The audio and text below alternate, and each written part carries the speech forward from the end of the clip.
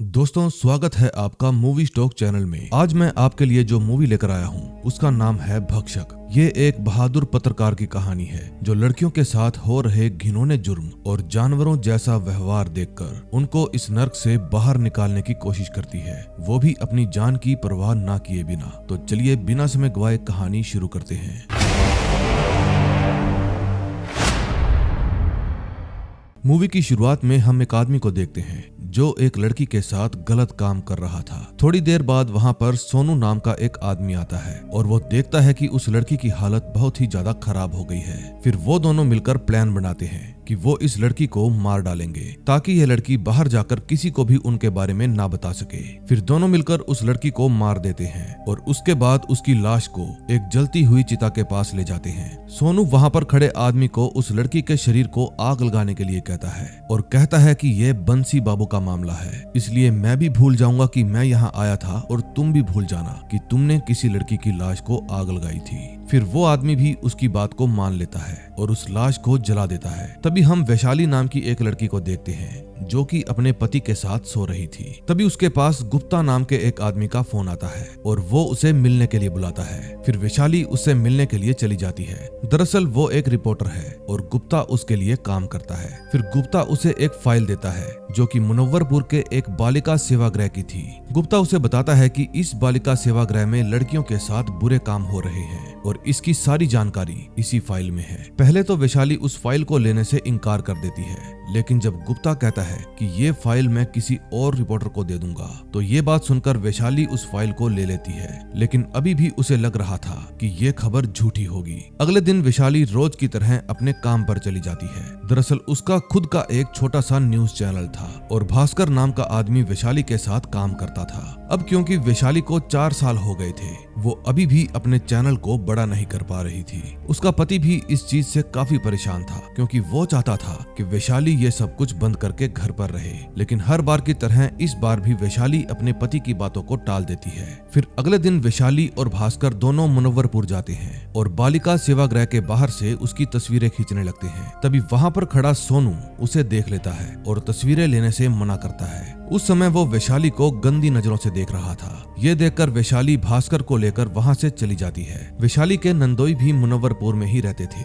इसलिए वैशाली उनके पास चली जाती है। फिर उसके नंदोई उसी की न्यूज लगाकर बहुत हंसते हैं। वैशाली को ये देखकर बहुत बुरा लगता है। फिर उसकी दीदी उसको कहती है कि अब तुम्हें एक बच्चा कर लेना चाहिए, लेकिन वैशाली कहती है जब तक मेरा काम अच्छे से सेट नहीं हो जाता तब तक मैं बच्चा नहीं करूंगी। फिर वैशाली भास्कर को लेकर चाइल्ड वेलफेयर कमेटी में चली जाती है ताकि वो मुनव्वरपुर के बालिका सेवागृह के बारे में सब कुछ जानकारी निकाल सके। फिर वैशाली उस ऑफिसर को अपने साथ लाई हुई फाइल दिखाती है, लेकिन वहां पर उसे कोई भी जानकारी नहीं मिलती क्योंकि उसको पता था कि बंसी साहू बहुत पहुंची हुई चीज है। कोई भी उसके खिलाफ जाता है तो बंसी साहू उसे मौत की नींद सुला देता है। फिर जब वैशाली रात को अपने घर आती है तो उसका पति कहता है आखिर तुम कर क्या रही हो? मेरे पास किसी बंसी साहू नाम के आदमी का फोन आया था, वो मुझे धमकी दे रहा था, इसलिए जो भी तुम कर रही हो उसे बंद कर दो। मैं कोई मुसीबत मोल लेना नहीं चाहता। लेकिन वैशाली गुस्सा होकर वहां से चली जाती है। फिर अगले दिन गुप्ता वैशाली को बताता है कि बंसी साहू बहुत ही पहुंचा हुआ आदमी है, उसकी पहुंच सीएम तक है। फिर उसी रात वैशाली जब अपनी छत पर खड़ी थी तो अपने घर के बाहर एक गाड़ी को देखती है और फिर डर कर नीचे आ जाती है।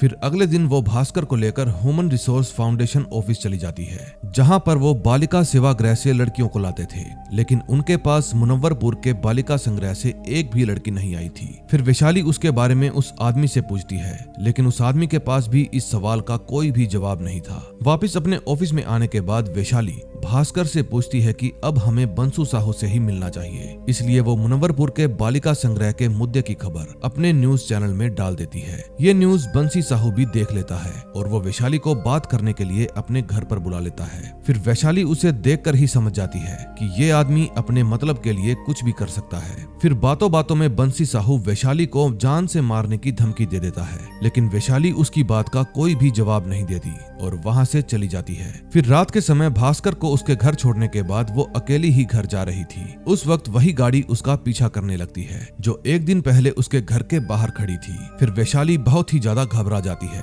लेकिन सही टाइम पर वो अपने घर पहुंच जाती है। घर आने के बाद वैशाली का पति उस पर बहुत चिल्लाता है क्योंकि वो घर लेट आई थी। उसका पति उसको फिर से कहता है कि तुम जो भी कर रही हो उसे बंद कर दो, लेकिन अब वैशाली पीछे हटने वाली नहीं थी। वो बस उन मजबूर लड़कियों को इंसाफ दिलाना चाहती थी। फिर अगले दिन वैशाली और भास्कर दोनों बहुत सारे अलग अलग बालिका संग्रह में जाते हैं, लेकिन किसी भी संग्रह में मुनव्वरपुर से लड़की नहीं आई थी। तभी एक सेवागृह में उनकी एक सुधा नाम की लड़की से मुलाकात होती है, जिसने 2 साल पहले मुनव्वरपुर के बालिका संग्रह में खाना बनाने का काम किया था। फिर वैशाली सुधा को जानकारियां हासिल करने के लिए अपने सामने ही बिठा लेती है, लेकिन जब वैशाली उसे मुनव्वरपुर के बारे में बताती है तो उसके चेहरे का डर साफ साफ दिखाई दे रहा था। वैशाली के पूछने पर भी सुधा उसको सेवागृह के बारे में कुछ नहीं बताती। फिर वैशाली उसे कहती है कि तुम्हें भी पता है कि वहाँ पर क्या हो रहा है, मैं तो बस उन लाचार लड़कियों की मदद करना चाहती हूँ। लेकिन फिर भी सुधा उसे कुछ नहीं बताती। फिर जब वैशाली वहाँ से जाने लगती है तो उसको जाता देख सुधा खुद को रोक नहीं पाती और वैशाली को रोककर कहती है कि मैं आपको सब कुछ बताने के लिए तैयार हूँ, लेकिन आपको किसी को भी नहीं बताना है कि ये बात मैंने आपको बताई है। फिर वैशाली उसे भरोसा दिलाती है कि मैं इस राज को राज ही रखूंगी। फिर सुधा उसे बताती है कि 2 साल पहले मेरे पिता ने ही मुझे काम के लिए उस बालिका संग्रह में छोड़ा था। फिर सोनू नाम का एक लड़का मुझे सेवागृह के अंदर ले गया और वहाँ मुझे बेबी रानी नाम की एक औरत मिली जो वहाँ पर उन लड़कियों का ध्यान रखती थी। फिर उसने मुझे एक ऐसा कमरा दिखाया जिसके अंदर सभी लड़कियां बैठी हुई थी। उस कमरे में उन लड़कियों को भेड़ों की तरह बंद कर रखा था। उनके पास सोने के लिए बिस्तर तक नहीं थे। फिर बेबी रानी ने मुझे झूठ बोला कि इनमें से बहुत सारी लड़कियां पागल हैं, वो दांत से काट लेती हैं। उस वक्त तो मुझे बेबी रानी की बात सच लगी। फिर अगले दिन जब मैं खाना बना रही थी तो अचानक से एक लड़की मेरे पास आई। मैं तो उसको देखकर डर ही गई थी क्योंकि मुझे लग रहा था कि जरूर ये पागल लड़की है, लेकिन वो लड़की मुझे बोली कि यहाँ पर कोई भी पागल नहीं है, मैं तो बस आपसे इतना कहने आई हूँ कि जितना जल्दी हो सके यहाँ से निकल जाओ, ये जगह सही नहीं है। फिर जब वो लड़की ये बात मुझे बता ही रही थी कि तभी वहाँ पर बेबी रानी भी आ गई और उस लड़की को मार मार के वहाँ से भगा दिया। फिर बेबी रानी मुझे भी बहुत ही अजीब ढंग से देखने लगी।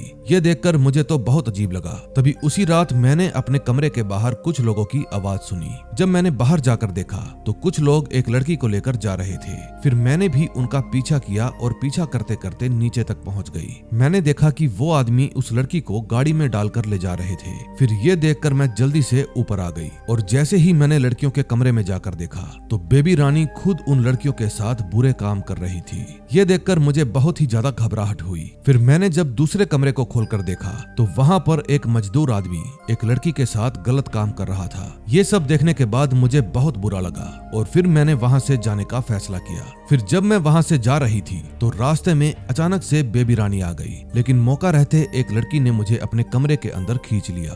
फिर उस लड़की ने मुझे बताया कि मैंने तुम्हें पहले भी कहा था जितना जल्दी हो सके यहाँ से निकल जाओ, नहीं तो ये तुम्हें भागने लायक नहीं छोड़ेंगे, और अगर तुमने ज्यादा देर की तो आज तो उन लड़कियों का नंबर था लेकिन कल तुम्हारा होगा। अब इस बात को काफी दिन बीत जाते हैं। फिर एक दिन मैंने देखा कि लड़कियों के कमरे में बहुत सारे लोग पार्टी कर रहे थे।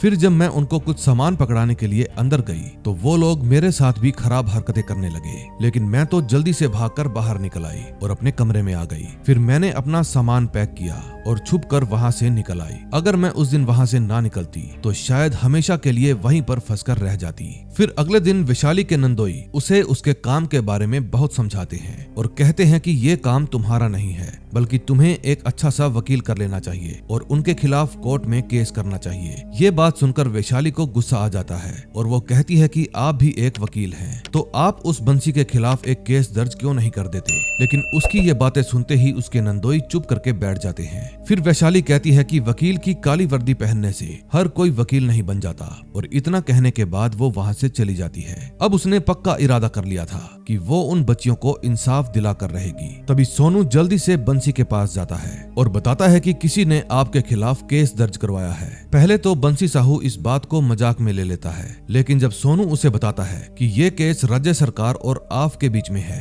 क्योंकि आप मुनव्वरपुर के बालिका संग्रह को अच्छे से ध्यान से नहीं चला रहे, तो ये बात सुनकर बंसी साहू की आंखें खुली की खुली रह जाती है। अब उसे लग रहा था कि राज्य सरकार जरूर उस पर कुछ ठोस कदम उठाएगी। फिर बंसी सोनू से पूछता है आखिर ये सब कर कौन रहा है। सोनू को पक्का तो नहीं पता था, लेकिन उसे शक था कि ये काम जरूर वैशाली का हो सकता है, क्योंकि वही इस केस की छानबीन कर रही थी। उसके बाद बंसी साहू जल्दी से अपने एक आदमी के पास पटना पहुंच जाता है, जिसका नाम ब्रिजमोहन था। फिर बंसी साहू ये सारी बात ब्रिजमोहन को बताता है। बात बताते वक्त उसको बहुत ज्यादा गुस्सा आ रहा था, क्योंकि एक छोटी सी रिपोर्टर ने उसकी नाक में दम कर रखा था। फिर वो ब्रिजमोहन को कहता है कि तुम जल्दी से उसका कुछ करो, नहीं तो मैं उसको खत्म करवा दूंगा। ये बात सुनकर ब्रिजमोहन काफी भड़क जाता है और बंसी साहू को कहता है कि तुम्हें उस लड़की को कुछ भी नहीं करना है, क्योंकि वो एक रिपोर्टर है। अगर उसे कुछ भी हुआ तो सारा शक तुम पर ही होगा।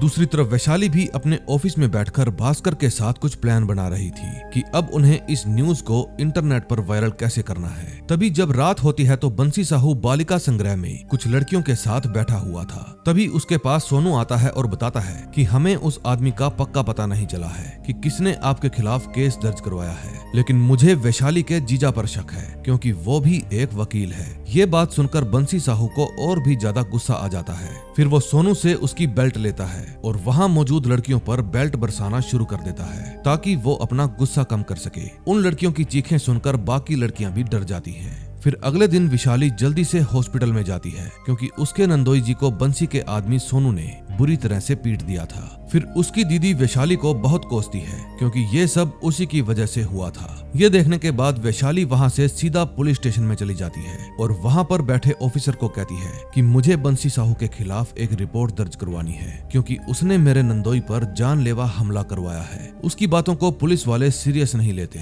और उल्टा वैशाली का ही मजाक उड़ाने लगते हैं। फिर सामने बैठा पुलिस वाला कहता है कि क्या तुम्हें बंसी साहू के बारे में कुछ पता है? पहले जाकर एक बार उसके बारे में जान लो। फिर वो कहता है कि मैं नॉर्मल मारपीट की रिपोर्ट दर्ज नहीं कर सकता और बंसी साहू के खिलाफ तो बिल्कुल भी नहीं करूंगा। ये बात सुनकर वैशाली वापस हॉस्पिटल में अपने नंदोई के पास आ जाती है और कहती है कि अगर आपको केस दर्ज करना ही था तो पहले एक बार मुझे बता तो देते। ये बात सुनकर उसका नंदोई बताता है कि मैंने तो कोई भी केस दर्ज नहीं करवाया। फिर ये बात सुनकर वैशाली बहुत ज्यादा हैरान हो जाती है। फिर उसका नंदोई उसको बहुत बुरा भला कहता है। उनकी बातें सुनकर वैशाली को भी बहुत बुरा लगता है और वो रोते हुए बाहर आ जाती है। बाहर आकर वो देखती है कि वहाँ पर वही गाड़ी खड़ी हुई थी, लेकिन तभी वहाँ पर उसका पति भी आ जाता है। लेकिन अब वो वैशाली का साथ देने के लिए तैयार हो जाता है। फिर वो वैशाली की वीडियो रिकॉर्ड करता है, जिसके अंदर वैशाली बताती है कि बंसी साहू ने उसके नंदोई पर जानलेवा हमला करवाया है, क्योंकि मैंने उसके खिलाफ एक केस दर्ज करवाया था। फिर अगले दिन वैशाली उस खबर को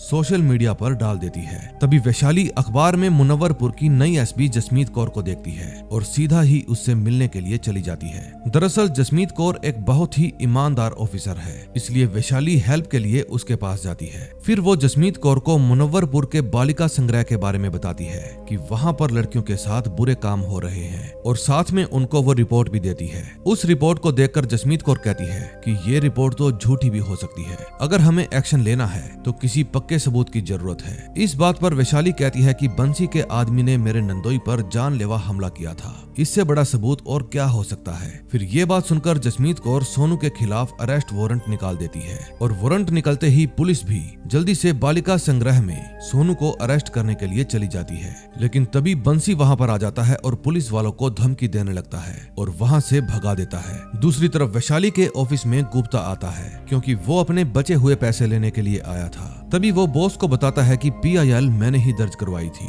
और ये बात सुनकर बॉस को काफी हैरानी होती है। वो कहता है कि तुम्हारी वजह से बेचारा वैशाली का नंदोई पीटा गया।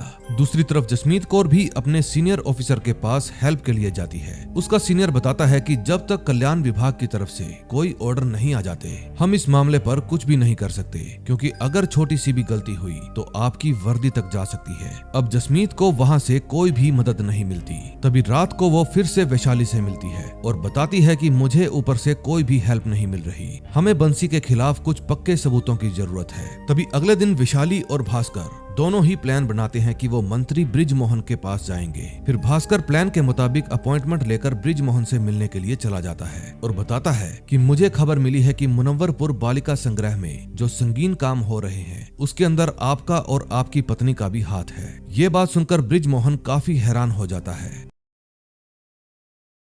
ताकि वो ये बात किसी को भी ना बताए। भास्कर भी पैसे लेकर वहां से चला जाता है। अब इस बात से ये साफ हो गया था कि बृजमोहन का इसमें हाथ है। तभी वापस ऑफिस में आने के बाद वैशाली बंसी साहू के खिलाफ कुछ और खबरें अपने चैनल पर डाल देती है। फिर थोड़ी देर बाद वहां पर गुप्ता भी आ जाता है। वो फिर से वहां पर अपने पैसे लेने के लिए आया था और अपने साथ एक नई खबर भी लेकर आया था। वो बताता है कि 3 दिन पहले समाज कल्याण विभाग के अधिकारी सत्यजीत दुबे को गोली मारकर उनकी हत्या कर दी गई है। ये खबर वैशाली को काफी अच्छी लगती है, क्योंकि अब उनके लिए समाज कल्याण विभाग को दबाना और भी ज्यादा आसान हो गया था। दूसरी तरफ बंसी साहू के पास बृजमोहन का फोन आता है। बृजमोहन बताता है कि तुम्हारा ही कोई आदमी हमारे खिलाफ सरकारी गवाह बन गया है। ये बात सुनते ही बंसी के तो होश ही उड़ जाते हैं। फिर वो अपने एक आदमी को पीटने लगता है, क्योंकि उसको उसी पर शक था। फिर वो आदमी कहता है कि आपको कोई मेरे खिलाफ भड़का रहा है, मैंने ये काम नहीं किया। दूसरी तरफ वैशाली अपने चैनल पर लाइव आकर सत्यजीत दुबे की मौत के बारे में बता रही थी।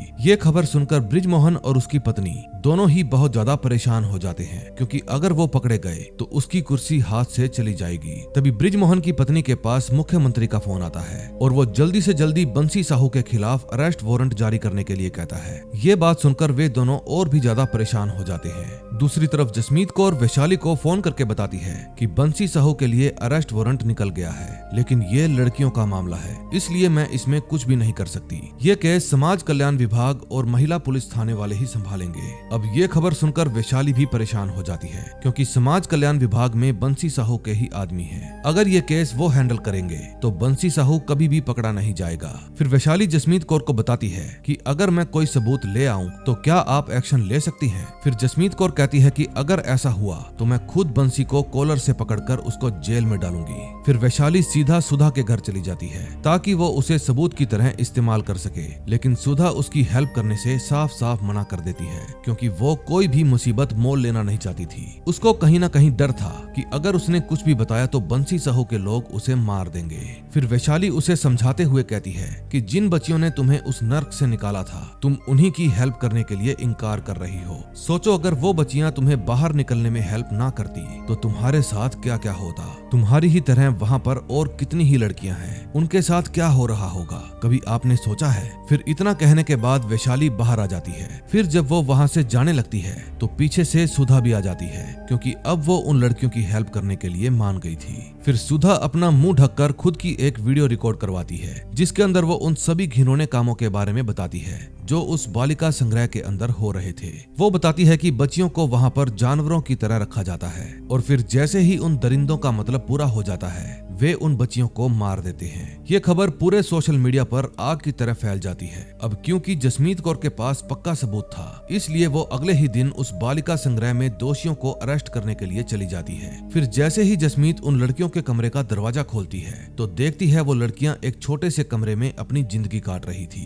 अब बेबी रानी भी पकड़ी जाती है। फिर सभी महिला पुलिस उन बच्चियों को बहुत ही अच्छे से ट्रीट करती है और उन्हें उस कैद से बाहर ले आती है। आज ये खबर सभी मीडिया वाले कवर कर रहे थे। तभी जसमीत बंसी और उसके साथियों को भी गिरफ्तार कर लेती है। बंसी अभी भी वहाँ से भागा नहीं था, वो वहीं पर बैठा हुआ था, क्योंकि वो किसी को भी महसूस नहीं करवाना चाहता था कि वो डरपोक है। जब बंसी साहू को बाहर लाया जाता है तो वो वैशाली की तरफ देखकर हंसता है, क्योंकि उसको उम्मीद भी नहीं थी कि एक मामूली सी पत्रकार उसे जेल में डालने का काम कर सकती है। इसके बाद वैशाली फिर से एक वीडियो रिकॉर्ड करती है और समाज को ये मैसेज देने की कोशिश करती है कि कैसे आज की दुनिया इतनी बदल गई है कि उसको किसी के भी दुख के साथ कोई फर्क नहीं पड़ता, लेकिन जब ऐसी ही कोई घटना उनके साथ होगी तो एक बात समझ ले, कोई उनकी हेल्प भी नहीं करेगा, क्योंकि यहाँ पर हर कोई अपनी आंखें मूंद कर बैठा हुआ है। अगर हमें समाज से ऐसी गंदगी निकालनी है तो हमें अपनी आंखें खोलनी होंगी, तभी समाज से ऐसा कीचड़ साफ हो पाएगा। नहीं तो आज किसी के साथ हुआ है तो कल आपकी बहन बेटी की बारी है। और इसी के साथ इस मूवी का एंड हो जाता है। दोस्तों, अगर आपको ये मूवी अच्छी लगी हो तो प्लीज वीडियो को लाइक करके चैनल को सब्सक्राइब कर दें। हम मिलेंगे ऐसी ही और मजेदार मूवी के साथ। Till then, bye bye.